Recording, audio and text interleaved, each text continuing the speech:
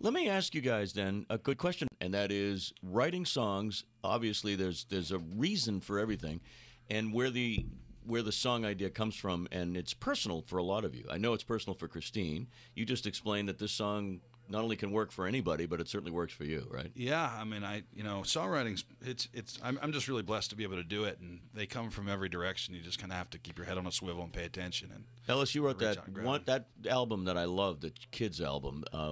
What's it called again? The Hero in You. The Hero in You. Every one of these songs is about an individual and great people, including that Jackie Robinson thing that I said. So I mean that makes sense because you're picking subject matter that you can write about and sing about. But what about a personal song? How much of your library is stuff that's in your heart, head, soul that you want to share? All of it? Well, you have to have some kind of DNA within the song itself. Otherwise, you're a mercenary kind of writer, and then you become sort of a Nashville writer where it's all about crafting the words of someone for someone else's performance and voice and personality. And I don't do that. So, I have to make sure that the DNA of my life and my experiences are in the songs, even if they're character songs about other people. I mean, I have to really feel it comes down to loving your material and connecting through that umbilical cord between your life and whatever the art is. And sometimes it's totally autobiographical, and sometimes it has very little to do with me. But if the inspiration isn't personal, then I don't connect, and then generally the song doesn't get done at that point. Ryan, what's your take on this? How many of the songs that you've written are Ryan, Fitzsimmons life songs, and how many maybe not? I mean, I feel like the good ones all have that personal connection. I absolutely agree with what Ellis said. You've got to have a piece of you in there. I think people relate to that.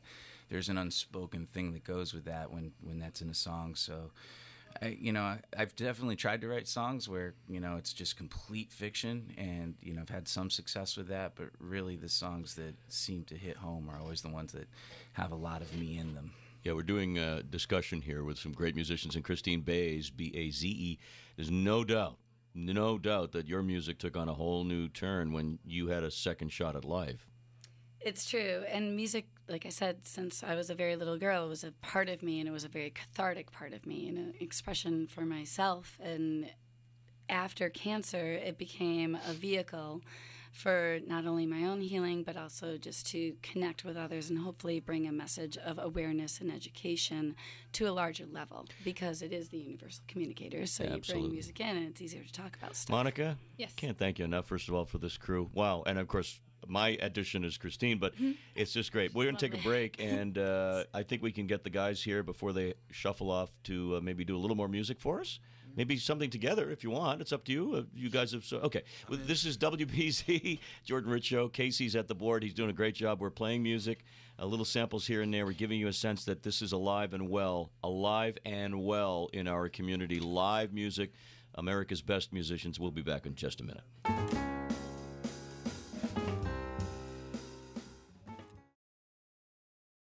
Welcome back, dear friends. It is the Jordan Rich Show, and tonight we are celebrating again, as we often do on Saturday nights, live music and performance and art with so many great artists in studio and on phone. We've got that lady, Christine Baze, B-A-Z-E, ChristineBaze.com, and one of her many projects, and I just love her work. It's called Something New, the CD.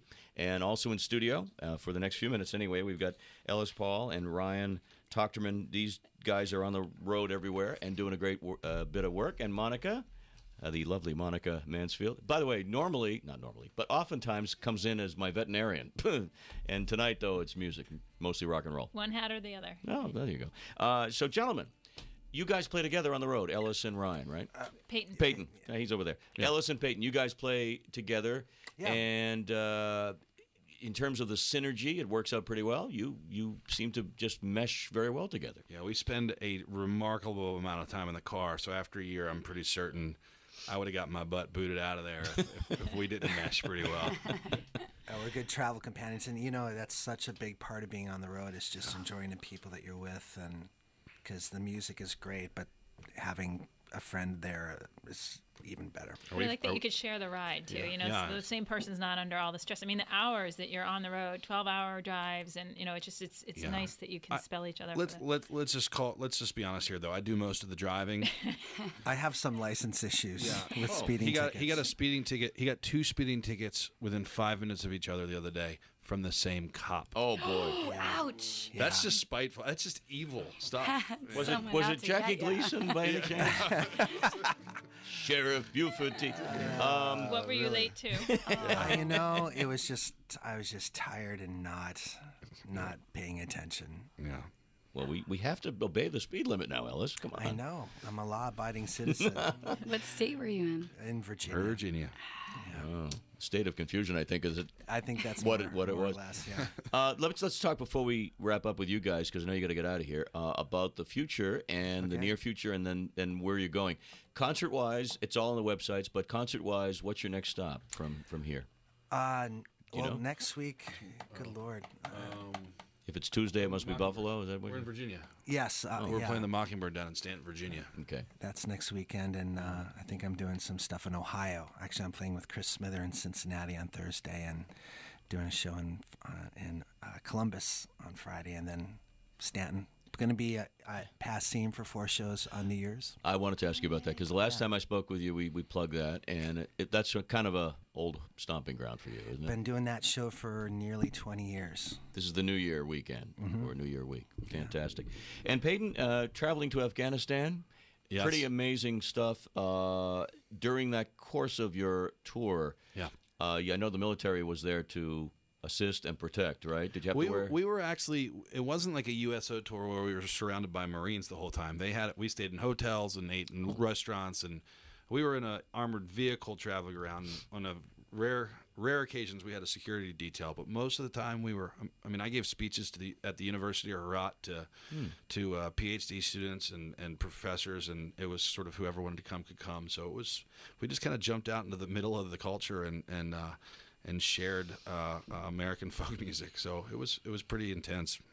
I love the fact that in Japan, if you go to Japan, any major city like Tokyo, you'll go into a bar and they're singing country music. With a Japanese accent. It's just, that's our greatest export, in my opinion, American film and American music. Amen. You know? All right, speaking of which, I'm going to invite the two of you dudes, Peyton and Ellis, to play just one more quickie to give the folks a sample of the live music you guys do so well. Right on. So take it away.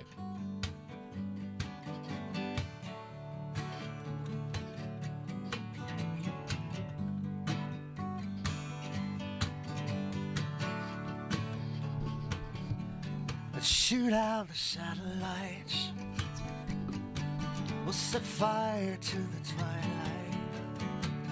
We were raging, blazing, occasionally raising a bottle to the night.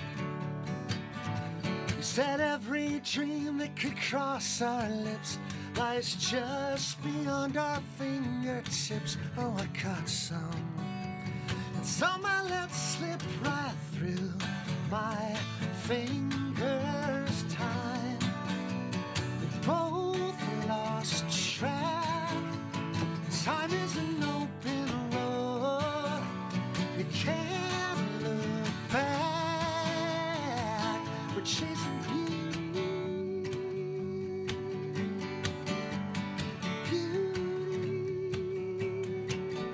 on an open road.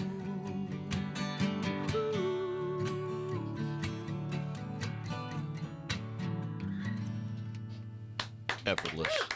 Just effortless and fantastic. Thank you. And I didn't ask you guys what kind of guitars you're playing. I mean, I can see them, but any guitar wonks out there might want to know?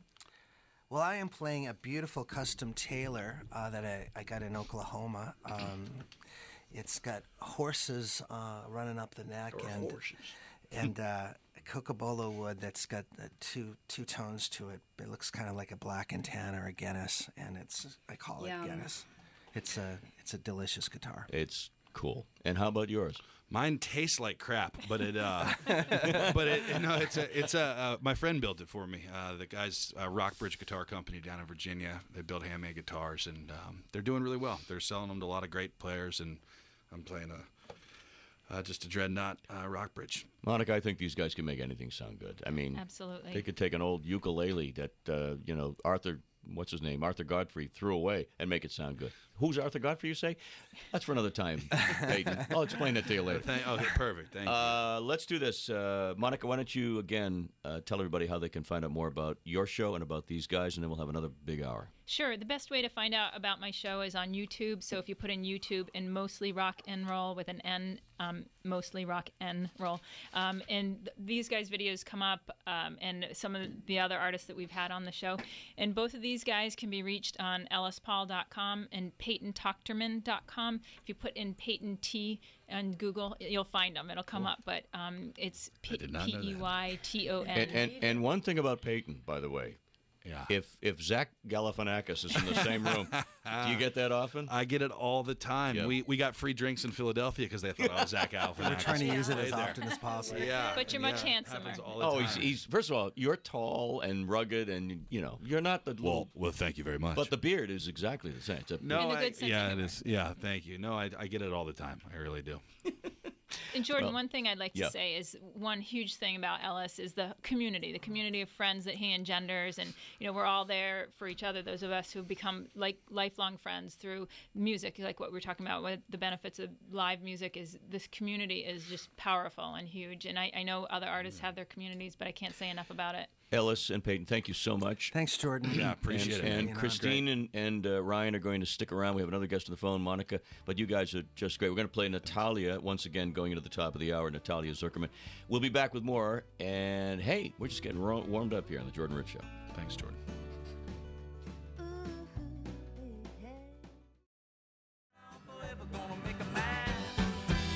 Welcome back, Jordan Rich Show, hour number 2 of our Coffee House of the Air here with some outstanding performers, including that young man.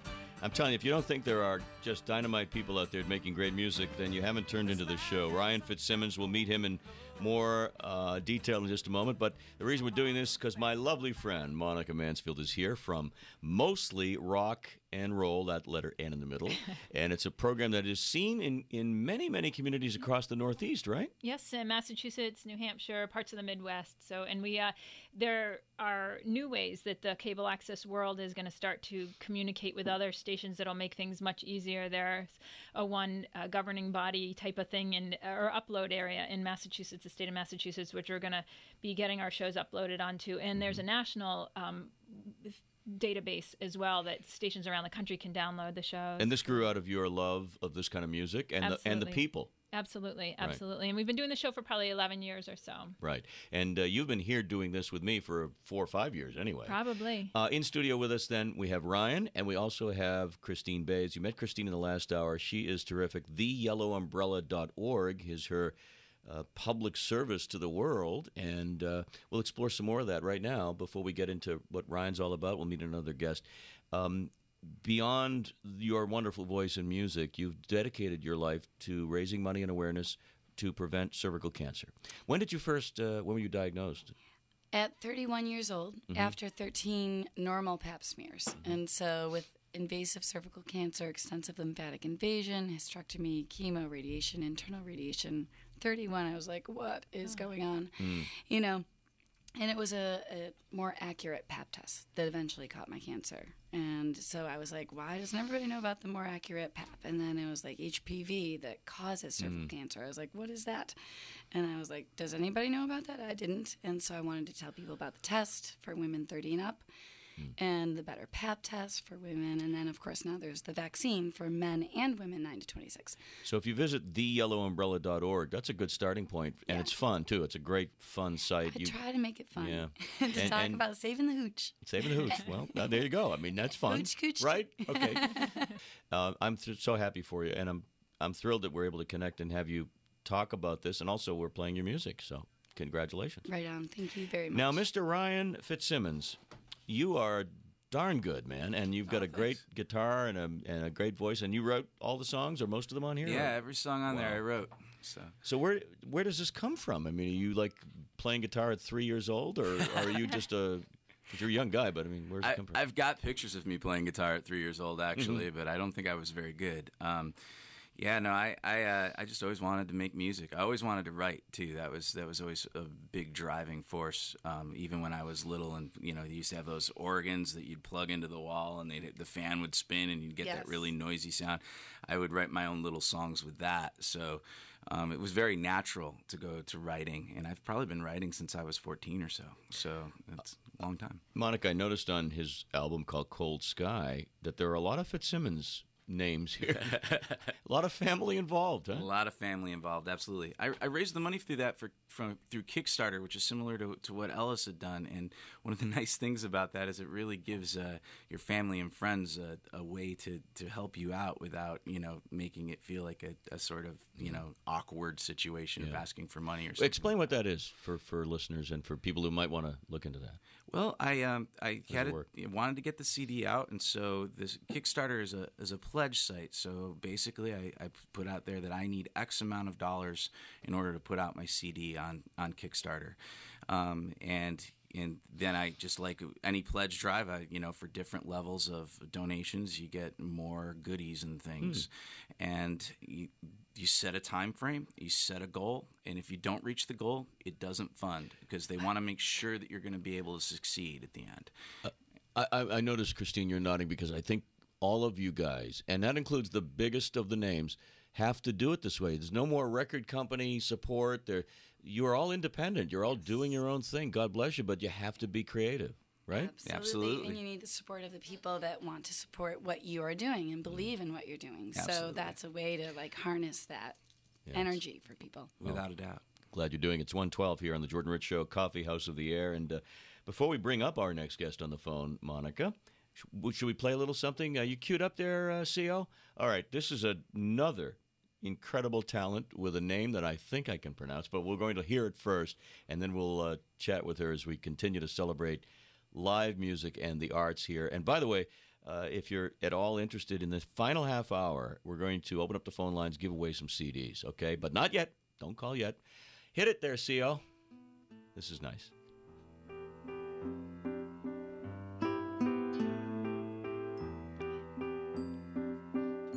I think I know the nature of your trouble. This is the Jordan Rich Show, and you're listening to music by some outstanding young musicians, and that's why we're doing this, man, to highlight them. And with me is Monica Mansfield, who does her show mostly rock and roll, and this lady, Antje Duvekot. Did I do? You did perfectly. Oh my God, I was so nervous, Antje. I was so nervous. Oh, you did so well. No worries. I believe you know Ryan. Is that right? Oh, no, do you know Ryan? Yeah. I do. Yeah, I know Ryan. Ryan and Fitzsimmons. Ellis Paul and everyone here. Well, and meet, please, Christine Baze, B-A-Z-E. She's a friend of mine, and she's also a wonderful musician, so we're kind of getting to know everybody here. But, Anja, Nice. tell us a little bit about what we just heard. Is this from the new CD? It is, yeah. Well, it's funny. I wasn't sure which song you were going to play, and so I had to think about that song a little bit. And it occurred to me that I wear my heart on my sleeve a little bit too much, maybe. But that song is about what a nerd and I was not very popular in high school. So, okay, there it is. That's the song about that. Yeah, I love that song. I picked that as I knew that was going to be one song that we played because it's just a powerful song, and I think it's talking to girls and to not take it so seriously in high school, and that your star is coming, and that all this will fade away, the high school stuff. It's a really beautiful song, and it's got a mission too. I see it as that way. Now, I have a question, Anja, and actually for everyone in the panel, anybody older than I am here, it reminds me of a classic that was big during my era by another famous singer. Do you know what I'm talking about? I think I do, but go ahead. All right, the initials are J.I. Janice Ian. Yeah, at 17. It's this generation's at 17. See, you're our spokesmodel. See? Antje. I could see that. Way to represent. Antje, let's tell everybody where you're from. I'll spell your name in a moment, but where are you from, dear? Well, I was born and raised in Germany, I'm from Heidelberg, Germany. And then when I was 13 years old, I was transplanted to Delaware in the United States. So I'm from Germany, but also from Delaware, kind of. Now, you don't retain any German accent that I can detect. You're very Delaware right now. Yeah, I mean, I've been in this country for almost more than 20 years, so I should better know the language by now. No, you sound as American as apple pie, but I mean, I love the fact that you have that beautiful name, spelled AntjeDuvekot, and that's the website. And again, I'll do it slower in a minute. So how do you know Ryan? How do you guys know each other? From the folk circuit. I mean, the Boston music scene, actually the entire New England music scene is really just very community-based, and we all kind of get to know each other and support each other and through this coffee house circuit. So I've met so many other performers, and I feel like we run the same circuit. And Antje just the other night was staying at Natalia's house, and we were communicating about who's going to be on what time spot. But it's just such a small world in terms of how the musicians all know each other or will be staying with each other. It's really cool. Share the keys. I was told to look at your picture on your website. Hold on. Oh my God! It's ethereal. You were a nerd? Come on. She's gorgeous. She's absolutely gorgeous. Oh my God! Isn't it funny how that happens? How the wallflower and the swan. Yes, thank you, Christine. You're a swan. You know that? Every photo of Antje for her cover art, or just that I actually have on my camera, is just stunning. She's a beautiful, beautiful Actually, woman. Ryan, she's more of a fox than a swan. But let's be honest here. Oh, well, that was the point of the song, is to tell kids, like, don't worry, this is not your future. We haven't really focused on this too much, but folk music, it has a thought when people say that in the minds of our listeners, but it really takes on a whole new meaning for people when they're young and vibrant, and in this day and age, because folk music to me always meant Pete Seeger and Rush and people like that, Tom Rush. But you guys are doing, it sounds more like, and Christine, I'm going to bring you in on this too, sounds more like a combination of blues, folk, jazz, and country. Am I right? Oh, absolutely. Ryan, do you agree? Yeah, I think that's a good way to sort of define it, because it is such a nebulous term now. I mean, folk is, I think, the indigenous music of a people or something like that, if you look it up in the dictionary. But it really just embodies, it seems to be, live and acoustic. That seems to be a common theme. Right. And it tells a story. Absolutely. I feel like it actually takes you from point A to point B, and you want to hear where it goes, as opposed to repeating the same thing over and over, which can be great and groovy and fun, but like when you're doing folk music or sharing your heart and soul, you go from one place to another, and that's the point of. Would you guys agree with me? And I'm going to now reflect on my own personal taste for the American Songbook and some of the great. I mean, if you look at the music of the 20s and 30s, a lot of it had story to it, had verse and chorus. And sadly, we got away from that with the electronic age. But it's really nice to hear with all of you guys, including you, Antje, the story and use of language. I mean, how many people use the word nauseous in a song, right? I mean, come on. Not too much. Not too much. I'm just kidding around here. So where do your travels take you generally? I mean, are you on the Northeast, Antje? I tour all over the country, and I'm probably going to go to Europe this year as well. But mostly like a lot of Unitarian churches and coffee houses. And so, the folk scene, it's called the folk scene, but it's really much more eclectic and diverse than that. This coffee house scene. How do you play when you go to Europe? How does the European sensibility jive with what you're doing? I imagine, because they've always loved American music anyway, but I imagine it's a good mix. It's a great mix. I don't know. I don't mean to sound. I don't know how to say this without sounding arrogant. But growing up in Germany as a kid, like culture was much more of a part of our teenage upbringing. Like we would not just go to movies, but we'd go to theater plays and we'd go to concerts when we were teenagers. And I feel like American kids are much more used to just they kind of skip a lot of those cultural things. And so going to tour in Europe is really nice because people will just take a chance and they'll go see a music act they've never heard of because that's what they do. It's just they see that as entertainment. Whereas here, I think you have to really know the act, and you won't go unless you know who they are. And people are just not as adventurous, maybe, in the United States when it comes to culture and entertainment. I think that's a gross generalization. So I hope that. But you raise a good point. Taking a chance. We're promoting all of you tonight, and we've done it in the past. But I think when I've talked to listeners afterwards, they say, "Hey, I didn't know anything about some of these people, and they discovered them and now kind of follow them. And I think American audiences are a little bit tepid about things because they're told to be, if you're not following the crowd, then there's something wrong with you. So I'm glad you said that. Christine, for instance, you do your own thing. You're your own player, and you do such a great job. And you've carved out a beautiful niche for yourself. And I imagine you've had people who have sort of come into your fold maybe by accident, and then they're fans, and that must be a very fulfilling thing.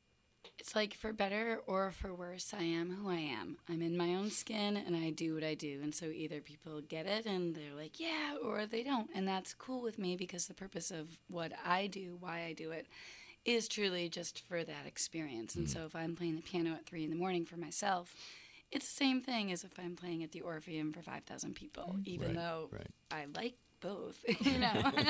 It's nice to get the claps. Before we're going to play another cut from Antje, but you've known Antje for a while, right? Yeah, Monica? Absolutely. Yeah, absolutely. You've seen like with all of these wonderful people you know over the years, you've seen an evolution in what she's done? In her grace and her skill. But I mean, she's always been fantastic. But like, for instance, right now she's in support of this new CD, New Siberia, and it's a whole new side of her, although it's still her. You know, we do have one CD, Jordan. I don't know if we can play the clip from her in our studio. Yes. I brought along Antje you didn't know I was going to play this, but you and Kate Klim playing for our Mostly Rock and Roll show that we did together. And I went back and was listening to it, and it's just it was years ago, but it's timeless. It's beautiful. We're going to hear it now, just a little bit of it. So stand by, everybody. This is done in your studio, right, Monica? Okay.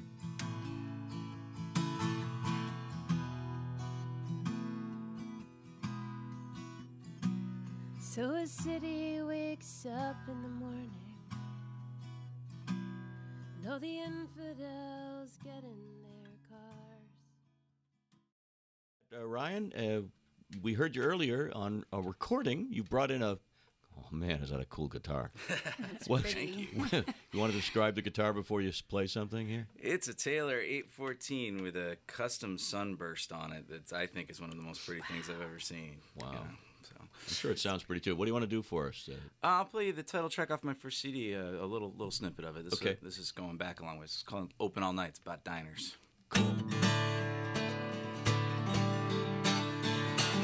I think I've sat with everyone I've ever cared about at one time long enough in this place. Every booth holds a different memory, and every scratch the table brings back another face. And the way she slays the chair, the blonde lights a cigarette. She's writing down napkin poems about a future that's not ruined yet. And I'm too tired to sleep, wired and weak. There's no other place in this town, and it isn't clear I'm still here. There's no other place in this town. Let's open all night. Let's open all night. Let's open all night. Oh man! Nice. I was right there. I was ready to order steak and eggs. Ah, very nice.